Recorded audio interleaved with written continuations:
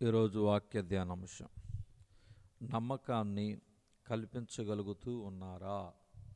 ఒకరోజు ఒక చిన్నపిల్ల రోడ్డు దాటే ప్రయత్నం చేసింది. కానీ భయంతో ముందడుగు వేయలేకపోయింది. వచ్చిపోయే వాహనాలను చూస్తూ అక్కడే ఆగిపోయింది. అక్కడ చాలామంది గుమిగూడి ఉన్నారు. వారిని అందరినీ పరీక్షించి చూస్తుంది, కానీ ఏ ఒక్కరి సహాయం అడగడం లేదు. ఇంతలో ఒక పెద్ద మనిషి అటుగా వచ్చి నిలబడ్డాడు. ఆ పాప అతనినే జాగ్రత్తగా గమనించి, అంకుల్, నన్ను ఈ రోడ్డు దాటిస్తారా అని అడిగేసరికి ఆ పెద్దాయన చిరునవ్వుతో ఆ పాప చేతిని అందుకొని రోడ్డు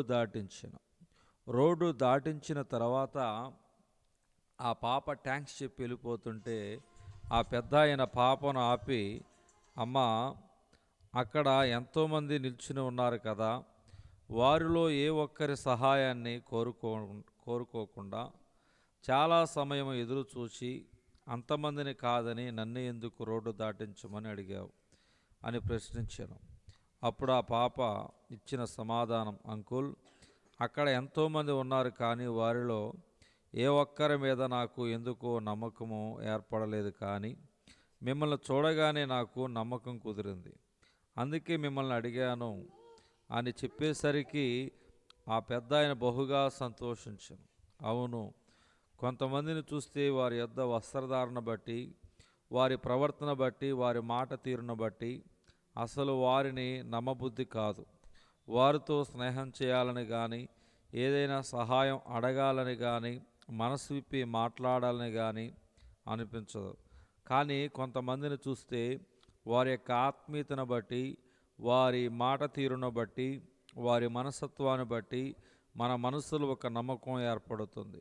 మనం ఎప్పుడైతే అట్టి నమ్మకాన్ని ఎదుటివారిలో కలిగించగలమో అప్పుడే వారు మన యొక్క సహనాన్ని కోరుకొని మనతో వారి కష్టాన్ని పంచుకోవడానికి ప్రయత్నిస్తారు. అప్పుడు మనము మన ప్రభు యొక్క ప్రేమను గురించి, గొప్పతనాన్ని గురించి పంచుకునే అవకాశము ఏర్పడుతుంది. ఆ విధంగా వారిని దేవుని సన్నిధికి నడిపించగలుగుతాం. మరి ఏ విధంగా ఉంది మీ ప్రవర్తన, మీ మాట తీరు, మీ వస్త్రధారణ?